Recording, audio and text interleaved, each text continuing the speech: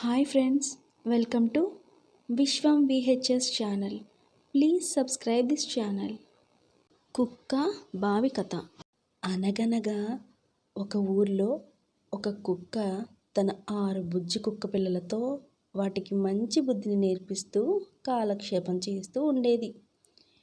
ఒకరోజు తన పిల్లలతో ఊర్లో తిరుగుతుండగా ఒక బావి కనిపించింది. ఆ బావిని చూపించి, మీరెవ్వరూ ఆ బావి దగ్గరికి వెళ్ళకండి, ఇది చాలా ప్రమాదం అని చెప్పింది.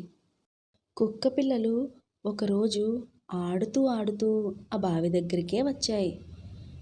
వాటిలో ఒక బుజ్జి కుక్క, అమ్మ ఎందుకలా చెప్పింది, ఇదేమిటో చూడాలి అనుకుంటూ ఆ బావిలోనికి తొంగి చూసింది.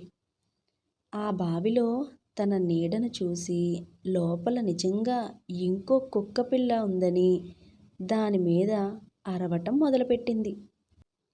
లోపల ఆ కుక్క ప్రతిబింబం దీనిలాగే అరవటం చూసి దానితో పోట్లాడడానికి బావిలోనికి ఒక్క దూకు దూకింది. ఇంకేముంది, కుక్క నీళ్ళల్లో పడి కొట్టుకుంటూ పెద్దగా రక్షించండి అని అరవటం మొదలుపెట్టింది.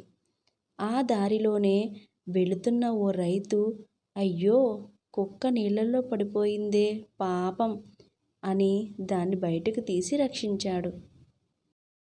ఈ కథలో నీతి ఏమిటంటే, పెద్దలు చెప్పిన మాటలు వినాలి.